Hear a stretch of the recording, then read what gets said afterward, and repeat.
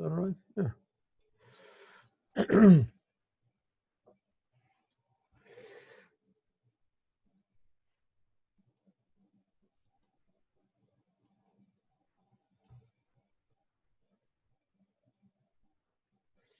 All right, we're learning the shocking story of Korach this week. Every day we're living with Korach. Vayikach Korach ben Yitzhar ben Kahas ben Levi.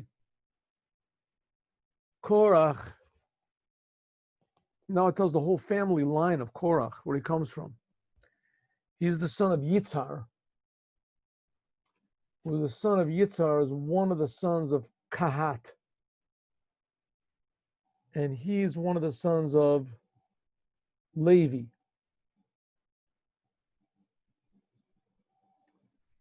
And Levi, of course, is one of the sons of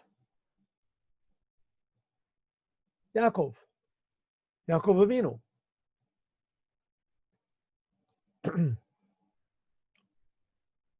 So here we have Yaakov Avinu. First of all, why isn't Yaakov mentioned over here? We'll find out in a minute.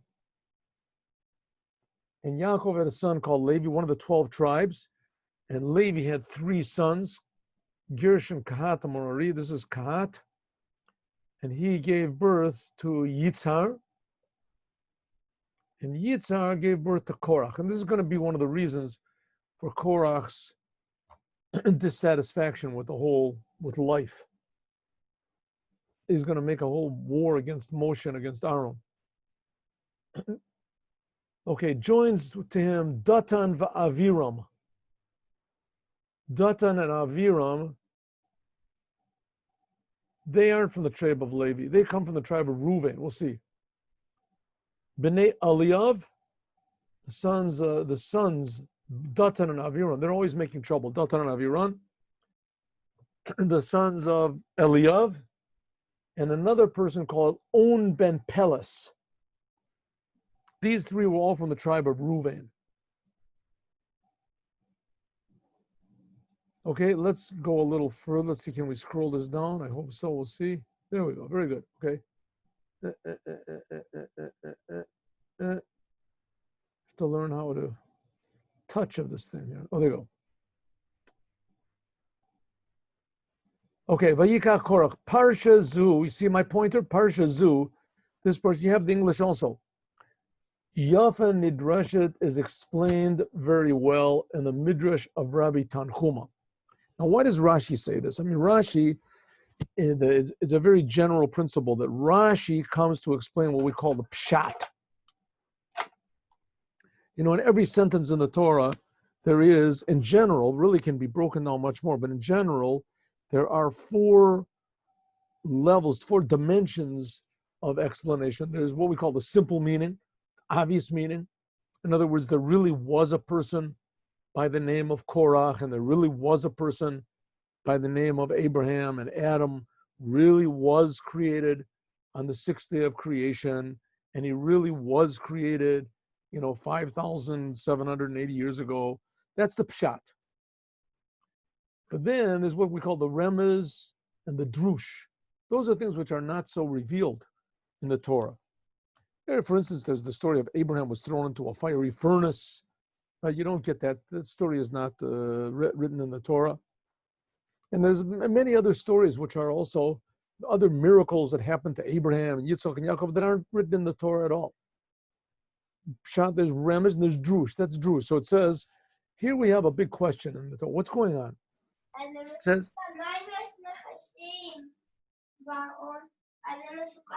is drush the same thing as midrash? Generally, yeah. Midrash. It says the Midrash of Rabbi Tanchuma, right? Okay, Vayikach Korach. It says, and Korach took. What did he take? Doesn't say. Look at all the sentences. It doesn't say what he took. Here, let's look in English. Korach, the son of Yitzhak. And the English is no good. See? English is good, not good. I see. They wanted to write it in English style. Okay, good. The question isn't so strong. See, he explains what it is. Let's just go to the Hebrew. Vayikach Korach. Korach took. What did he take? Doesn't say. Let's go to the second sentence. What he says, he doesn't say what he took. He took, what did he took? Korach took. What did he take? So it says, okay, you want to understand what this means? There's no simple meaning here. And here, we can't explain a simple meaning. There's no simple meaning. It just says Korach took. Doesn't say what he took. What's the simple meaning? We don't know. So we have to say that it must be some sort of a drush over here. There has to be some sort of a learning. And Rashi will bring down some of the drushim. But if you want to learn over there, it's much more expounded in much more depth and length and much richer. All right, let's go. Vayikach Korach. What did Korach say? Ready? Lakach et atzmo. He took himself. Vayikach Korach. Korach, what did he take? Korach took Korach.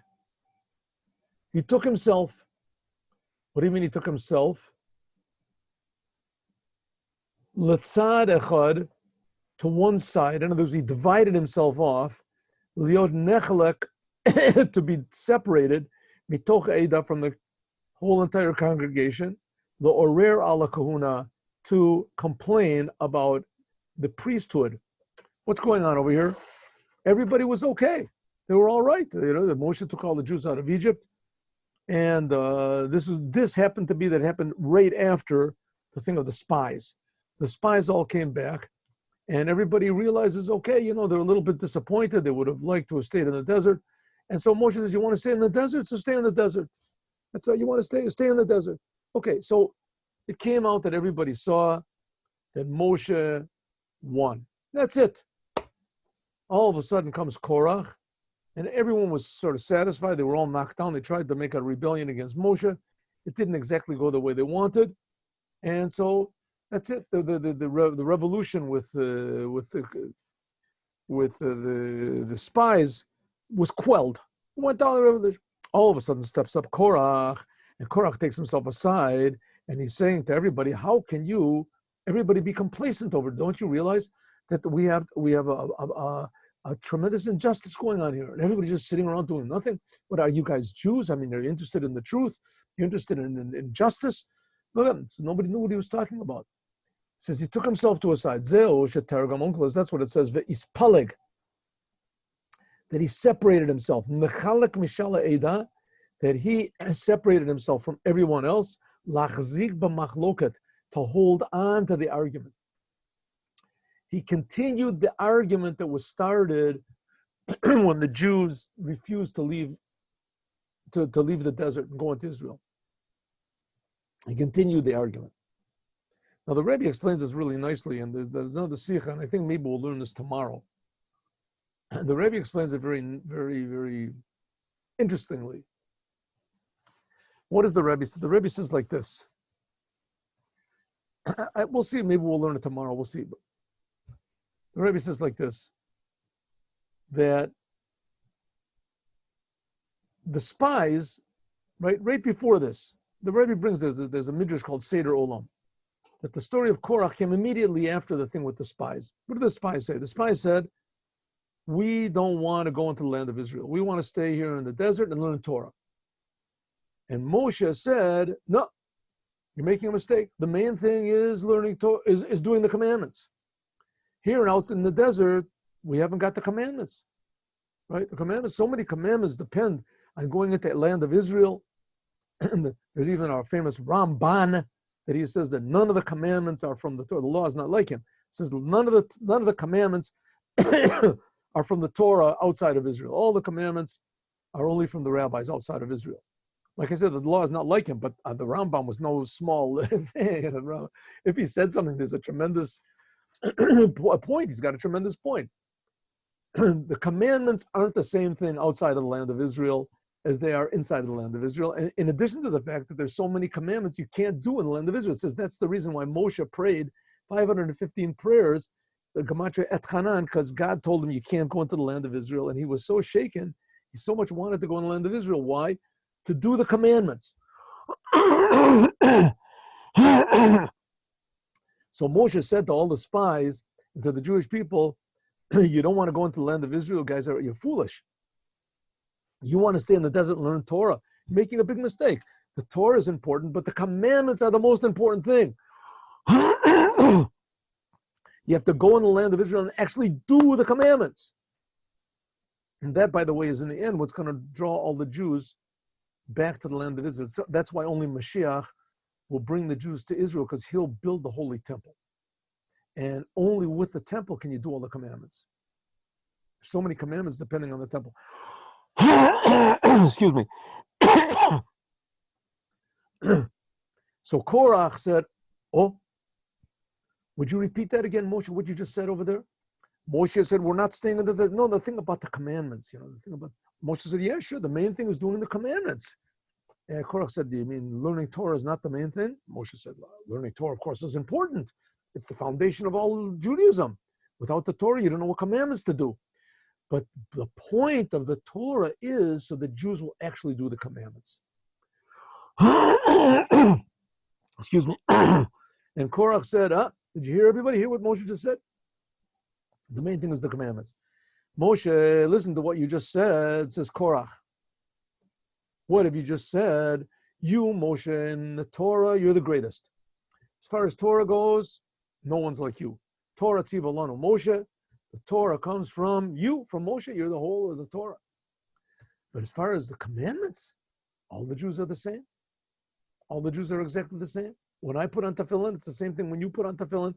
When some non-religious guy in the streets, in what is in the marketplace, and what is in Nachalat Ben Yamin or someplace in Tel Aviv, he puts on the tefillin. It's the same thing when Moshe Rabbeinu puts on tefillin.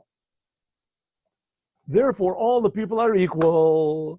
Because all the people are equal, so why are you holding yourself over everybody else? If you want to say the Torah is the main thing, then you're the king. But if mitzvahs are the main thing, Moshe, then you're not the main thing. Nobody is the main thing. Communism will all equal. We're all equal. And the Rebbe gives an answer. It's very interesting how the Rebbe explains the whole argument between them.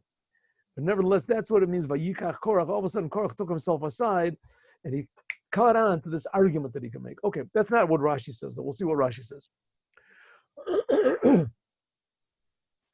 That's what it means. He's palig, that he separated himself. There are other Maimorim, by the way, in Chassidut, that explains that it's palig, that Korach divided himself, that he learned from the creation of the world. When God created the world, on the first day, he made the light, and the second day, he made division. And Korach said, division is important. Look at this, division. And the third day, God made harmony. But division comes first. Therefore, Korach said, I'm going to make division. I'm going to be like God. God made division. And that's another reason why he divided. But here Rashi says something different. He gives two more reasons. As palig, what is it? It's the palig. Okay. Like it says, why is your heart separating yourself? It's a pasuk from Job. And it says, Lokeach your heart takes you to separate yourself from everybody else. That's what Korach did. Vayikach, the word vayikach means to separate. Separate. He separated himself. Davar acher, another explanation. Vayikach Korach, what does it mean? He took, what did he take? Moshech, he took the Jewish people. Moshach, Roshis, and Hedros. He took the heads of the courts of all of the different tribes. Shebehem, Sanhedros, Shebehem, B'dvorim, with words. Like it says, Kach et Aaron, Kach, take. Take means he convinced everybody. He drew everyone to him. Kachu imochem devorim, take with you words. Okay, let's see what he did. Listen to this. Ben Yitzhar, Ben Kahat, Ben Levi. Says, it gives this whole family line over here. Korach was the son of Yitzhar, who was the son of Kahat. Remember we learned 2 weeks ago about Kahat. They were the ones that lifted the ark and all the other vessels and tables and things like that from the temple when they were moving Kahat. And Kahat was one of the 3 sons of Levi. And Levi was the son of Yaakov. But Yaakov was not mentioned. Why not? V'lo izkir ben Yaakov. It didn't mention Yaakov. Shebikesh rachamim al atzmo, that Yaakov requested mercy. Shelo yizkar shemo, that his name should not be included in this argument. Shene'amar, like it says in Bereshit, ubekahalam al techad kabodi. This is the blessing that Yaakov gave to his sons when he was blessing over their Levi. He said, in their congregation should not come my honor. In other words, I don't want to be associated with him. Heichan Yizkar Shemo, where is Korach? Yes, mentioned together with Yaakov. B'hityachsut ala duchan, when is mentioned about his place on the to bless the Jews in Divrei Yomim in the book of Chronicles. Shneimar, like it says Divrei Yomim Aleph, it says Ben Avyasaf, Ben Korach, Ben Yitzhar, Ben Kahat, Ben Levi, Ben Yisrael. Yisrael is Yaakov. Datan va'Aviram, and also he took Datan va'Aviram, also jumped in there. They were always the first ones to get into an argument. If they could make, they were the ones that gathered up the man. They weren't supposed to. Datan va'Aviram, always making trouble. Bishvil shahaya shevet Ruvain, because the tribe of Ruvain was next to the Bechaniata Teimana. It was on the south. Ruvain. And that was Reuven was right near where Kahat was. Let's see, remember this? Do you remember this? Rabbis, we had the picture over here. Let us look and find and see and reveal. Where is this? The movements of everybody. Where was that picture? Here we had a nice picture here. Excuse me, I will find it and I will illustrate it to you. Is it here? I don't remember where this picture was. Here's a nice picture over here of where everyone was camped. Well, I can't find it. Anyway, on the south side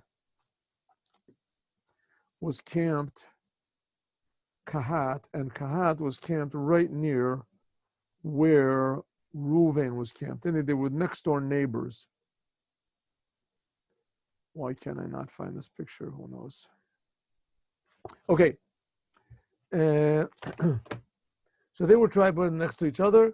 And from here we have the saying, Oy l'Rasha, Oy l'Shcheno. Woe to the evil man, woe to his next door neighbor. It's very important to be friendly with your neighbors. Unfortunately, if your neighbors are not good people, as it can happen what happened over here. Okay, Ma Ra Korach, what did Korach see? L'chalok in Moshe, to divide with Moshe. It's going to give a lot of reasons over there, because this is very, very hard to understand, this whole thing. Very, very difficult to understand. First of all, one thing that's difficult to understand is good. He made an argument about Moshe. People are always complaining. Doesn't make any difference. People are always complaining, especially Jews. Jews have a special, how do you say, a special pleasure they get from complaining about things. Jews complain. Good, but here Korach got everyone to join him. And you get a couple complainers. There's never going to be everybody that's going to agree, right? It says the only time the Jewish people ever agreed was right before they got the Torah. It says Vayichan Yisrael. And there was one other time, that's what it seems. I mean, you can maybe find something else. There was one other time when all of the Jews agreed. All of the Jews agreed, and that's here. Korach got all the Jews, we're going to see, got all the Jews together. Maybe the women didn't, it could be. But he got all the Jews to agree to argue against Moshe. It's a big wonder. How could it possibly happen? And the Rebbe has an explanation on that also, which well, let's learn this first. Uma ra'a Korach. What did Korach? You see my pointer? Can you see my pointer? Yes. Uma ra'a Korach. What did Korach see? Lechalok al Moshe, to disagree with Moshe. Nitkana al nesiyato. He was jealous because of the leadership of Elitzaphan ben Uziel. Elitzaphan ben Uziel was Shemino, that Moshe appointed him to be the Nasi, the head of Bnei Kahat. Now here we have Korach. He's from the tribe of Kahat, right? Look at this. What does it say? Ben Vayikach Korach ben. What does it say? Vayikach ben Yitzhar, ben Kahat, ben Levi. So Korach, he was the grandson. Korach, he was the grandson of Kahat. So he was the grandson. Now we're going to see, what was his claim? The head of the tribe, the head of the family of Kahat, it wasn't a tribe. It was Levi was the tribe. And Levi didn't get their own land. Levi had their own. So who was the head of the tribe? The head of the tribe of Kahat was Elitzaphan ben Uziel. Where is this? Yes, okay, here we go. Was Elitzaphan ben Uziel. There we go. Oh. Sheminu Moshe appointed him to be the Nasi, the head of the family of Kahat, Al-Pi Dibor, according to God's command, right? So he said, B'nei Kahat, Kuli, it says over there, if you look over in Shmos, it says, B'nei Kahat, ben Amram, ben Yitzhar, ben, what does it say? Ben Chevron, ben Uziel. So we have Amram was the oldest one. The sons of Kahat were Amram, then Yitzhar, then Chevron, then there was Uziel. That's what it says, look over there in Shemot. So the first son of Kahat was Amram. And the second son was Ben Kahat, Ben Amram, Amram ve Elitzaphan. I messed it up. I just said it. Ubenei Kahat, Ben Amram, Ben Yitzhar. So Amram was the firstborn of Kahat, and Yitzhar, who was the father of of Korach, he was the second son. So Amram was the first son, right? So his two children, Amram's two children, were famous. That was one of them got to be a melech, that was Moshe, and one of them got to be the Kohen Gadol, that was Aaron.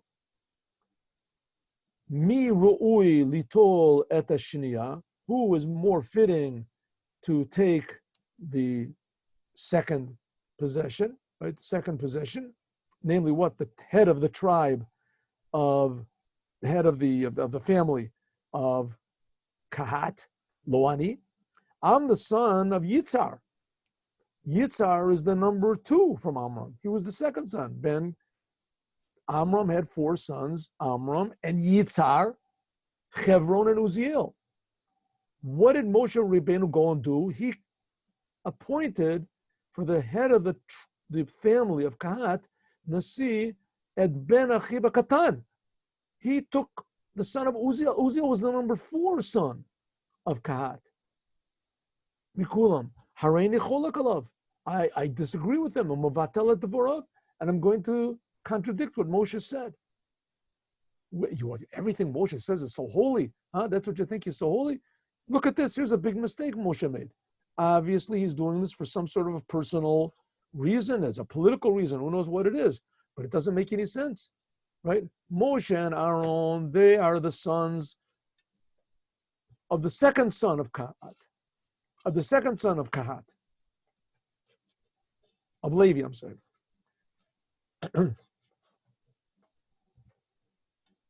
And he chose, instead of choosing the second son of Kahat, he chose who? The last son. Doesn't make any sense. Why should Uziel be? Okay, so again, Amram had 4 sons. Amram had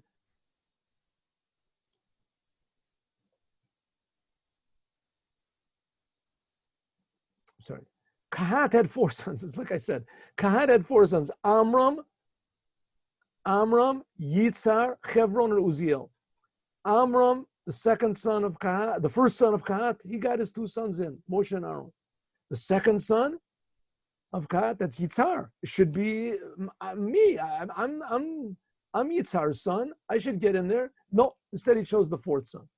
I would disagree with him. So what did he do? Omar, what did Korach do? He stood up. V'kanes 250 Rosh Sanhedros, he took 250 heads of the different Sanhedros from the different tribes. Reuven Meshevet Reuven, the majority of them were from Reuven, who was his next door neighbor, and they are Elitzur ben Shidei Or and all of his friends, etc. Shnei Amor, like it says, Nasi Adas Kriya Nasiye Eda Kriya Moed Anshe Shem. It says Ulahalan later on. It says Ela Kriya Eda. These are the heads. He took all the heads of all the tribes. We'll see. And the Yilbisham Talitot Shekulam Techelet, and he gave them all, put on talis Talitot, that they were all blue. Blue. They had this blue strand that's supposed to be on that's dyed techilat, it's dyed blue, that comes from a special snail, whatever. So he made the entire talit blue.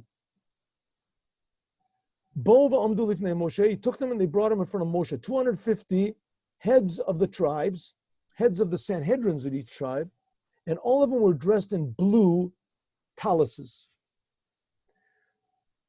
Omru lo, they all said to Moshe, tali shekula techilat, if a talit is all blue, does it have to have one more strand of blue on it to hang down or not? Moshe said, it's obligated. Of course, it's got four corners. You have to put. Everybody started to laugh at him. Can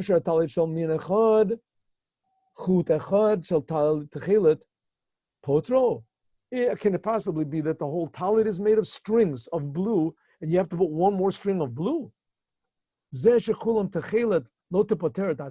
it's all blue, shouldn't it? What type of a weird thing is this? What did they do? There's another example also later on that they said a house that's filled with books of Torah, does it have to have a mezuzah on the door? And Moshe said, sure. So the house is filled with Sifrei Torah. It's got Shema Yisrael written thousands of times. You have to have one little thing on the door. What's the point? What did they want to do? They wanted communism. He wanted a Jewish form of communism. What does it mean, communism? What is communism? Communism, everybody's equal. We're all equal. We're all human beings. Every human being is equal. Nobody can rule it over anybody else. 1 second. Somebody said, just 1 second. 1 second, please. אני אצלצל לך עוד חצי שעה. אני מוסר שיעור עכשיו. עוד חצי שעה אני אצלצל.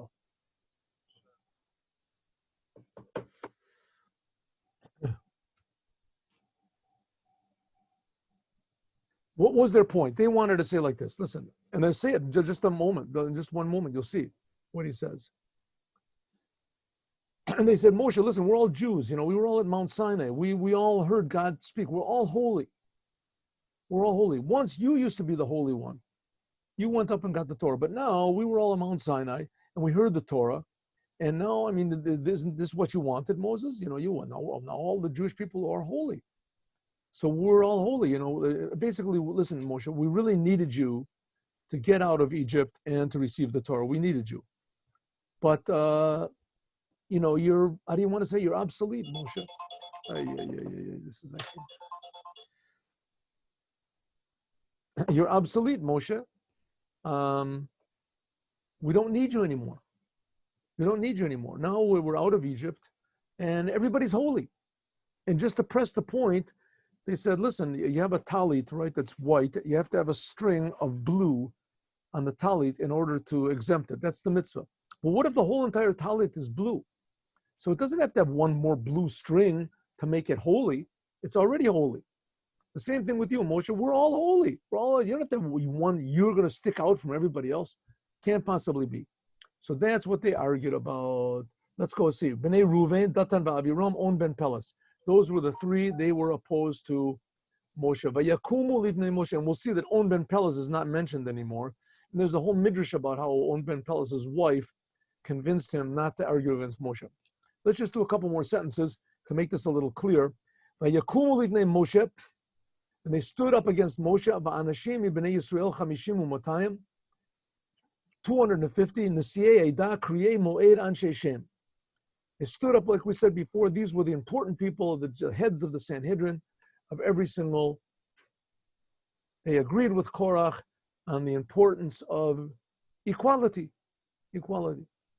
And not a nice thing to say, but isn't this basically what Napoleon said? Napoleon said equality and fraternity, everyone's equal. ויקומו לבני משה אנשים מבני ישראל 50 ומאתיים, he said, ויקהלו על משה.